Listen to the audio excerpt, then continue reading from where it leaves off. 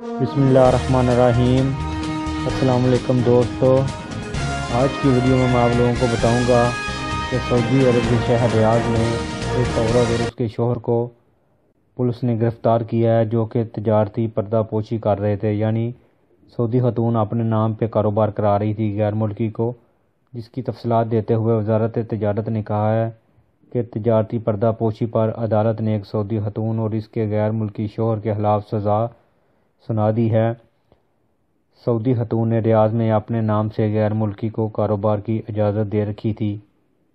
سعودی خاتون کے نام پر قائم تجارتی ادارے کو اس کے شوہر کا ایک غیر ملکی رشتہ دار چلاتا تھا۔ ادارے کے مالی معاملات اور سرگرمیوں سے خاتون کا کوئی تعلق نہیں تھا۔ تجارتی پردہ پوشی ثابت ہونے پر سعودی خاتون اور اس کے غیر ملکی شوہر اور ادارہ چلانے والے غیر ملکی کو عدالت میں پیش کیا گیا۔ وزارت نے کہا کہ جرم ثابت ہونے پر تینوں افراد کو 6 ماہ قید اور ان میں ہر ایک کو 60,000 ریال جرمانہ کیا گیا ہے۔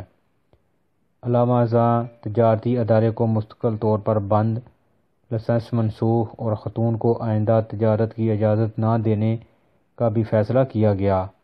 عدالت نے ان سزاؤں کے علاوہ تینوں کے نام مقامی اخبارات میں بھی شائع کیے۔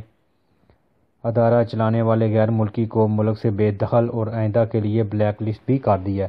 تو یہ دوستو کافی زیادہ سخت سزائیں ہیں جو سعودی حکومت نے دینا شروع کر دی ہیں، کیونکہ انہوں نے کافی ٹائم بھی دے رکھا تھا کہ اپنے آپ کو اپنے کاروبار کو لیگل کر لیں، اور خاص کر کے سعودیوں کو کہا ہوا تھا کہ آپ اپنے نام سے کاروبار جو ہے وہ کسی غیر ملکی کو کھول کے نہ دیں۔